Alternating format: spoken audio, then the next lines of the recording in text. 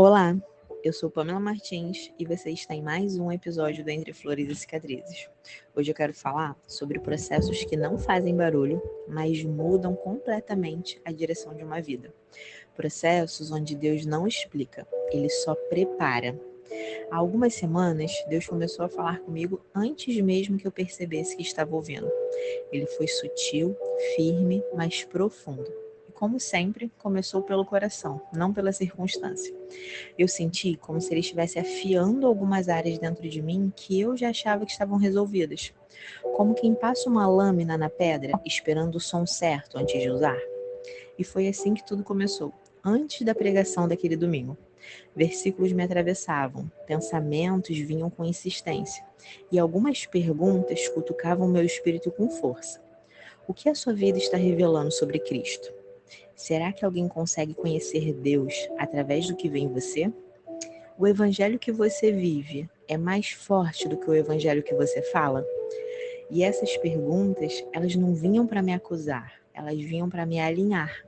E então, uma lembrança antiga voltou à tona. Uma frase que eu ouvi anos atrás, mas que marcou a minha vida.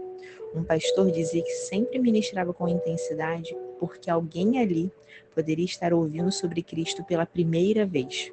E alguém também poderia estar ouvindo pela última vez. E aquilo voltou como uma flecha. E uma verdade se assentou dentro de mim. Intensa não é a pessoa que fala de Cristo. Intensa é a consciência que ela tem da eternidade. E enquanto eu vivia essa inquietação silenciosa, Deus começou a costurar os detalhes da minha semana como quem monta um quebra-cabeça. E então chegou o domingo. A pregação era sobre Isaías 49:2. E eu não ouvi aquele texto como informação, eu ouvi como resposta. Ele dizia: "E fez da minha boca como uma espada aguda. Na sombra da sua mão me escondeu e me tornou uma flecha polida." E quando o pastor falou sobre Deus afiar a boca, eu entendi que ele estava afiando a minha vida. A sensibilidade, o incômodo, a exposição de áreas que eu tentava ignorar, nada disso era emocional, era espiritual. Porque a palavra, ela só transforma o outro quando primeiro ela transforma quem carrega. Então Deus estava arrancando impurezas no secreto antes de me permitir tocar alguém com a verdade. E quando ele falou sobre Deus esconder, tudo finalmente fez sentido. O silêncio, o recolhimento, o afastamento das redes sociais, o convite insistente ao secreto. Nada disso era retração, era preservação. Deus não me escondeu para me punir, mas para não me perder. Porque nós só guardamos aquilo que não queremos ver escapar das mãos. Então ele me guardou do barulho, das distrações, das exposições que eu não teria maturidade para sustentar. E ele guardou porque ele sabia quem eu era de verdade, mesmo quando eu fingia já estar pronta. E então veio o refinamento. E é aqui que a gente percebe. Não foi mérito, não foi força, nem disciplina, foi a graça. Deus limpou o que eu nem sabia que ainda me contaminava.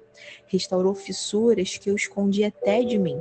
Porque o verdadeiro refinamento, ele não remove só o excesso, ele remove os motivos errados. E aquela pregação, ela não me trouxe novidade, ela me trouxe confirmação. Tudo que Deus vinha sussurrando durante toda a semana, ele assinou em voz alta naquele domingo. E eu entendi. Afiar, esconder e refinar não era só teoria, era prática. Eu fui afiada, eu fui escondida e eu fui refinada. E agora, com uma paz que não me pede pressa, eu sinto que ele começa a me posicionar como flecha. Não lançada pelo impulso, mas pelo tempo certo. Não pelo meu desejo, mas pela mão dele.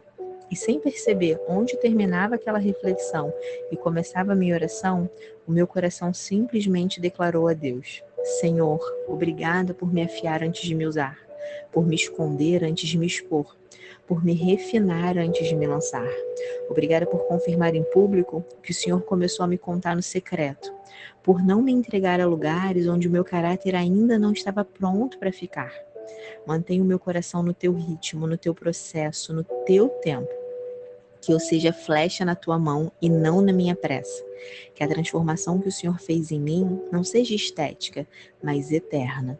E que aquilo que o Senhor poliu, o Senhor use como quiser, onde quiser e quando quiser. Amém. E foi aqui que eu entendi. Deus não estava apenas falando comigo, Ele estava me preparando. E quando Deus prepara, Ele lança. Mas não de qualquer jeito, não antes da hora. Porque a transformação de Deus, ela nunca é suave, mas sempre profunda. Ela nunca é estética, ela é estrutural. E ela nunca é parcial, sempre ela é total.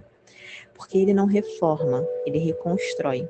E toda flecha polida passa primeiro pelo silêncio, antes de passar pelo alvo. Porque Deus não lança quem Ele não tratou, e nem expõe quem Ele ainda está guardando. Mas quando Ele termina, ninguém segura o seu envio.